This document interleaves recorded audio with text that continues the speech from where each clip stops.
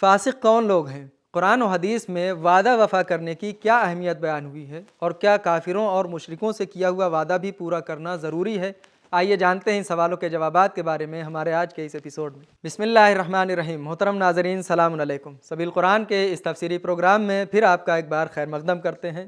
آج آپ کے سامنے سورہ بقرہ کی آیت نمبر 27 کی تفسیر لے کر حاضر ہوئے ہیں۔ تو آئیے سب سے پہلے اس سورہ کی آیت نمبر 27 کی تلاوت کو اس کے ترجمے کے ساتھ سنتے ہیں۔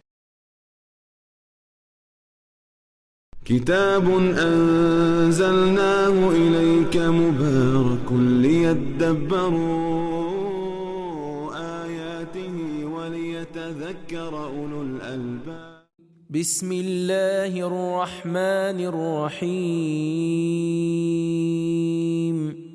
الذين ينقضون عهد الله من بعد ميثاقه ويقطعون ما أمر الله به أن يوصل ويفسدون في الأرض أولئك هم الخاسرون۔ فاسق وہ لوگ ہیں جو خدا سے محکم عہد و پیمان کرنے کے بعد اسے توڑ ڈالتے ہیں۔ وہ پیوند کی خدا نے جن کو برقرار رکھنے کا حکم دیا ہے وہ انہیں کاٹ ڈالتے ہیں اور زمین پہ فساد پھیلاتے ہیں، یہی لوگ خسارے میں ہیں۔ تلاوت اور ترجمے کو سن لینے کے بعد اب آئیے اس آیت کے نکات کو بھی سن لیتے ہیں۔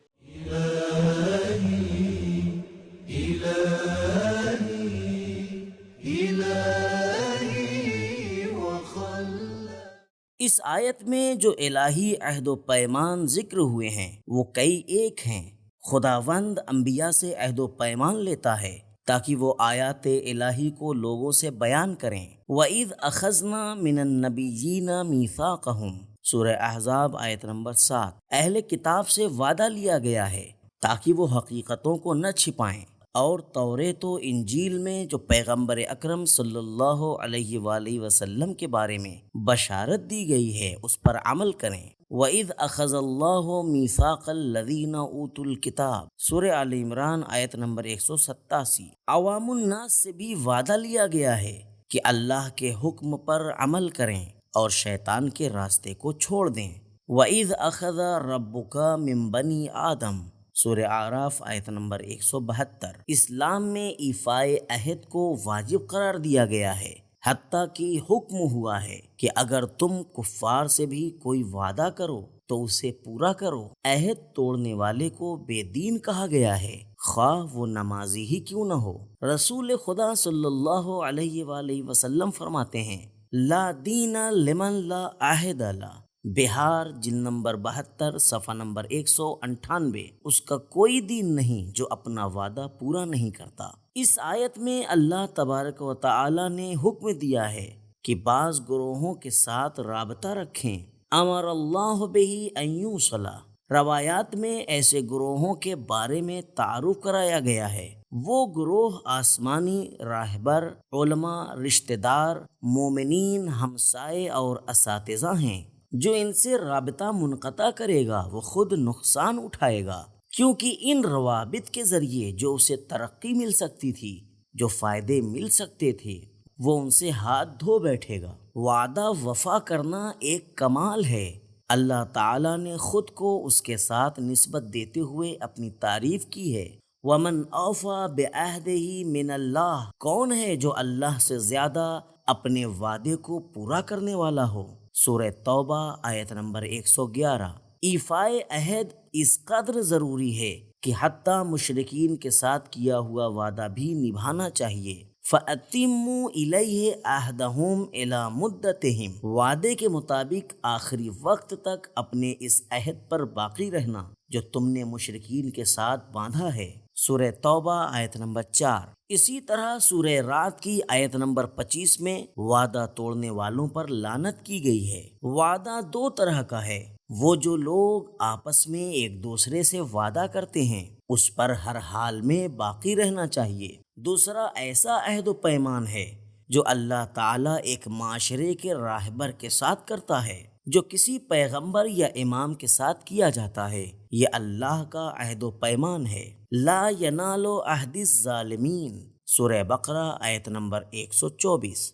بعض الہی عہد و پیمان جن کے بارے میں یہ آیت تاکید کرتی ہے وہ فطری ہیں، جنہیں اللہ تعالیٰ نے ہر انسان کے اندر سمو دیا ہے۔ یہی وجہ ہے کہ حضرت علی علیہ السلام نبوت کا فلسفہ فطرت کے ساتھ کیے گئے عہد و پیمان کو پورا کرنا بتاتے ہیں۔ نہج البلاغہ خطبہ نمبر 1۔ سوال: خدا کا عہد کیا ہے؟ جواب: اس جملے قال لا ینال عہد الظالمین سے معلوم ہوتا ہے کہ عہد خداوند آسمانی راہبر ہے۔ روایات سے معلوم ہوتا ہے کہ نماز خدا کا عہد ہے۔ ہر وہ وعدہ جو انسان اپنے آپ اور پروردگار سے کرے وہی عہد خدا ہے۔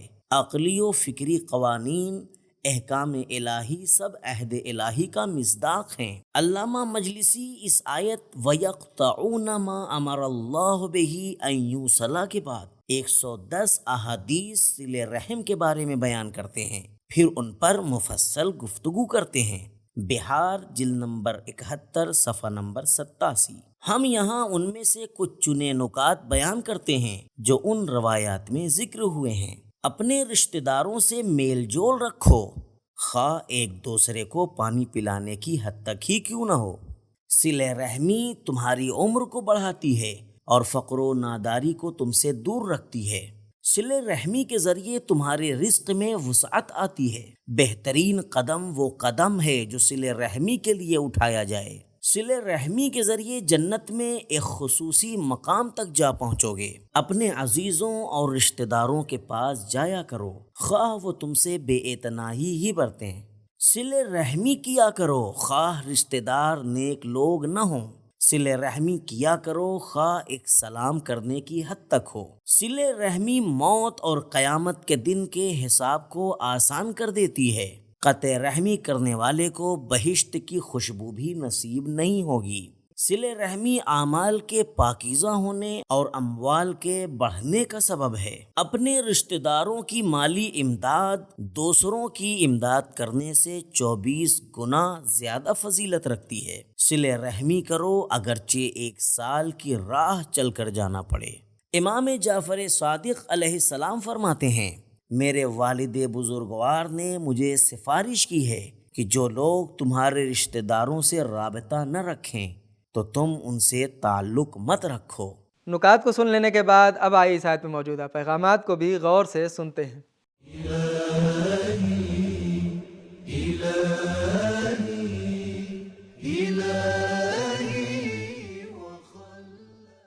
پیغام نمبر 1، وعدہ توڑنا فاسقوں کا دائمی وتیرہ ہے۔ الا الفاسقین الذین ینقضون، فعل مضارع دوام اور استمرار پر دلالت کرتا ہے۔